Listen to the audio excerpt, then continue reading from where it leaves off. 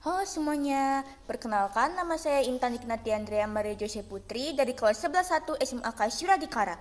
Pada kesempatan kali ini, saya akan menjelaskan tentang masa pendudukan Jepang di Indonesia, dimulai dari latar belakang, tujuan, kronologi, strategi, dan dampak yang diberikan kepada bangsa Indonesia pada masa itu.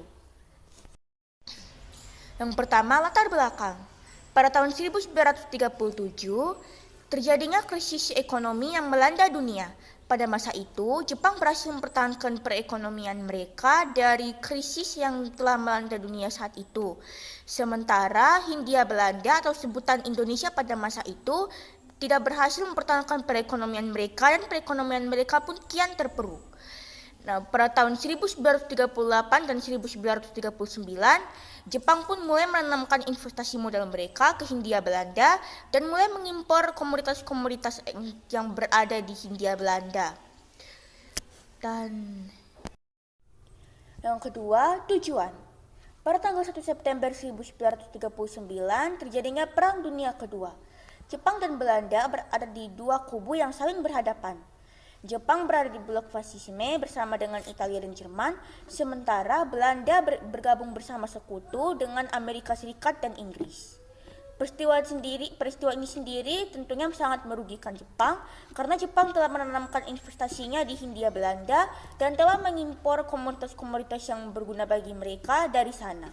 Oleh karena itu, Jepang memutuskan untuk berusaha menduduki Hindia Belanda agar mereka dapat tetap mendapatkan pasokan komoditas yang mereka perlukan untuk kepentingan perang dan industri mereka.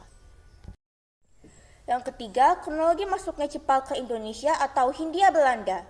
Yang pertama, pada tanggal 11 Januari 1942, Jepang mengerahkan pasukannya untuk menduduki Tarakan, Kalimantan Timur. Keesokan harinya, yaitu pada tanggal 12 Januari, Jepang berhasil menduduki wilayah Tarakan.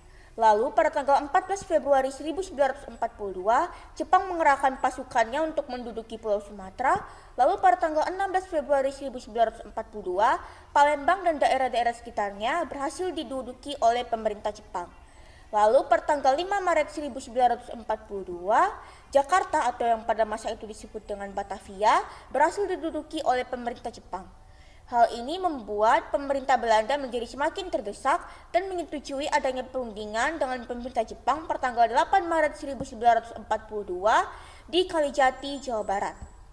Nah, dari perundingan itulah terbentuknya Perjanjian Kalijati yang menyatakan bahwa Belanda menyerahkan syarat terhadap pemerintah Jepang. Nah, sejak saat itulah wilayah Indonesia berada di tangan pemerintah Jepang seutuhnya. Yang keempat, strategi yang dilakukan oleh pemerintah Jepang. Strategi-strategi yang dilakukan oleh pemerintah Jepang salah satunya yaitu menyebarkan propaganda-propaganda seperti menyebarkan gerakan 3A, menyatakan bahwa diri mereka merupakan saudara tua dari bangsa Indonesia, serta mengeluarkan slogan-slogan seperti Asia untuk Asia ataupun Asia Raya untuk menarik simpati rakyat Indonesia, serta menyatakan bahwa mereka datang ke Indonesia sebagai saudara bukan sebagai penjajah.